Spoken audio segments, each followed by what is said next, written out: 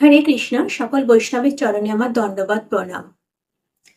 আশ্বিনের শারদ প্রাতে বেজে উঠল আলোক মঞ্জুরি। বীরেন্দ্র কৃষ্ণ ভদ্রের কণ্ঠে আগমনের এই বার্তা আমাদের সকলেরই শোনা। ছোট থেকেই ভোরবেলায় মহালয়ার দিন উঠে টিভির সামনে বসে পড়তাম মহিষাসুর মর্দিনী দেখব বলে। এখন তো সারা দিনই টিভির বিভিন্ন চ্যানেলে বিভিন্ন রকম অনুষ্ঠান হয়ে যাচ্ছে। যাই হোক, সেসব অন্য কথা। মা দুর্গা ত্রিশূলের আঘাতে মহিষাসুরকে বধ হতে দেখতে আমাদের সকলেরই খুব ভালো লাগে। কিন্তু এই মহিষাসুরকে যে অসুর বলা হয়, এই অসুর বলতে আমরা কি বুঝি? অসুর বলতে কি আমরা তাকেই বুঝি যার মাথায় দুটো বড় বড় শিং আছে, যার বড় বড় দুটো দাঁত আছে? না, অসুর বলতে আমরা এদের বুঝি না। অসুর তাদেরই বলা হয় যারা ভগবান শ্রীকৃষ্ণকে ভগবান বলে স্বীকার করেন না। না, এই কথা কিন্তু আমি বলিনি, পদ্মপুরাণেই বলা আছে, কৃষ্ণ ভক্ত স্থিত দৈব অসুর তৎ বিপর্যয়াৎ।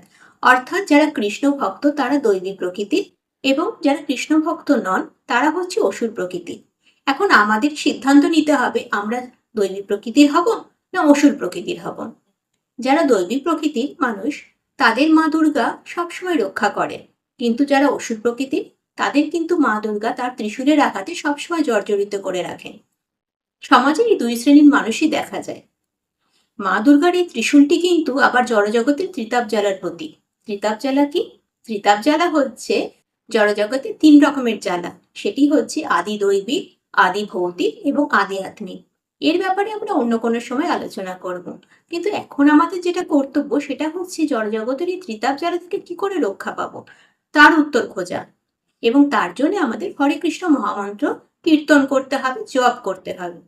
এখন অনেকেই বলতে পারেন, শুধু হরে কৃষ্ণ মহামন্ত্রই কেন করব, অন্য কোনো কেন মন্ত্র করব না? এর উত্তর শাস্ত্র দিচ্ছেন। কলি সন্তরণ উপনিষদে বলা আছে, হরে কৃষ্ণ কৃষ্ণ কৃষ্ণ হরে হরে, হরে রাম রাম রাম হরে হরে, ইতি ষোড়শকং নাম নাম কলি কলমশ নাশনম, না তো পরত পায় সর্ববেদেষু দৃশ্যতে।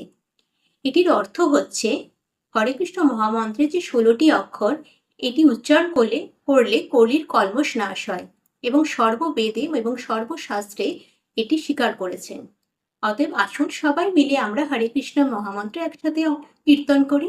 হরে কৃষ্ণ কৃষ্ণ কৃষ্ণ হরে হরে, হরে রাম রাম রাম হরে হরে।